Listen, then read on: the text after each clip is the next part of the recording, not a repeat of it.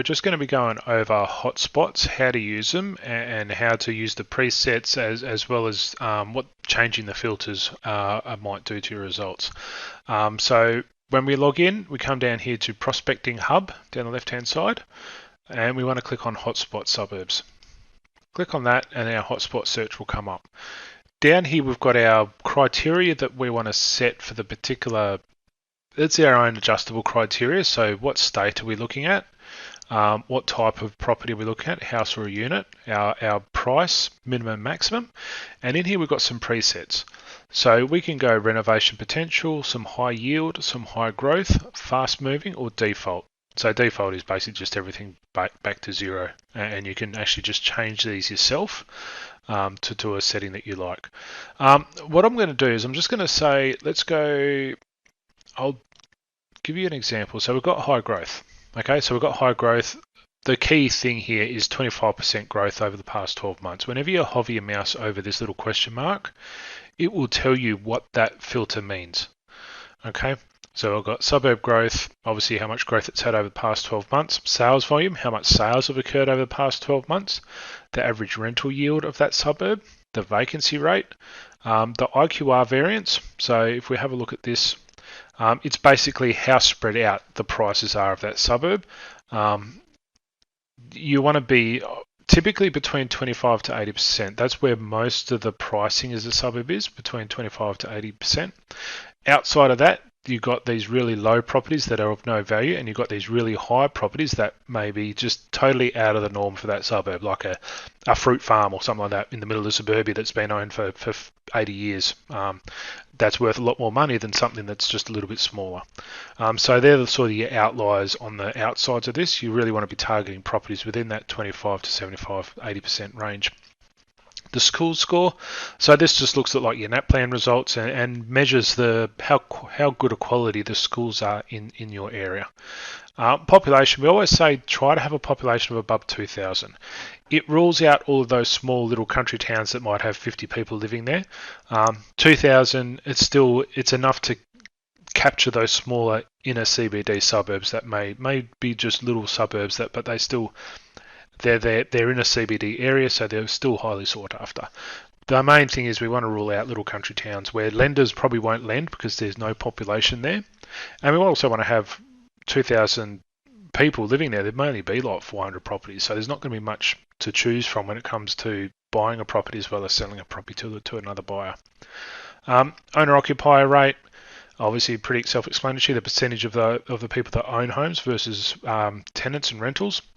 How quickly a property is absorbed into the market is market absorption, and how many days on market. So what I'm going to do, I'm going to use high growth in New South Wales, and we're going to start that. The default is 500. You can change that to your maximum results. All right, we've got 6 suburbs in New South Wales that meet this criteria that I've preset. I could lower this number to, I don't know, let's say 500,000. And I might get some more results. At the moment, I've got 6 results. If I expand that number out, then obviously I've added another 11 onto my search results. So just because the filter doesn't give you the right amount of results, make sure you have a look at your presets here that you've set as your own criteria for price ranges and property types and that type of thing. So we've got some results here. I can sort via suburb. So whenever I click on the top of this column, it will sort that column out. So from smallest to highest, highest to lowest. So you can say, okay, if I'm looking at a cheaper suburb, I can sort of filter that out: rental yield, vacancy rate, how many owner occupiers are there. So that's how you search your results. If, for example, I go to Victoria and do this search, because I'm looking for high growth, so my percentage is fairly high. Victoria hasn't been moving as much, so I'll get one suburb here. There's only one suburb in all of Victoria that meets my criteria and has exceptional suburb growth. All right, that may not be ideal, but there's obviously been some suburb growth. So all it means is I just have to slide this down. So let's say if I slide that down to greater than 10%, I can just try that again. and see how many more results. So now I'm starting to get some more results. So yes, there's not 25% growth. There is 10% and above, which is good. And you can see the numbers here. We get up to 18. There's 23.3, 27.6. Oh, that's that Eura. So you can start to see where the suburbs are. If we're looking for an area that's close by, I typically say filter out via postcode and then search for a postcode that you're familiar with and see what's surrounding there. It only tells us this is a hotspot based off of the criteria that we've entered into it.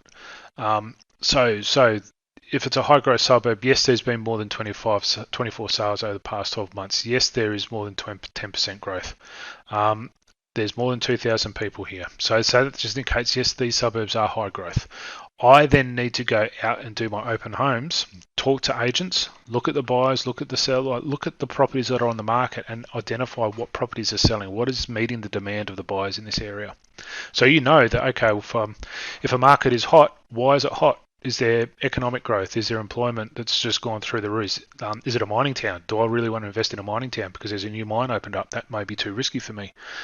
So really understand what's driving that growth and what type of properties are selling.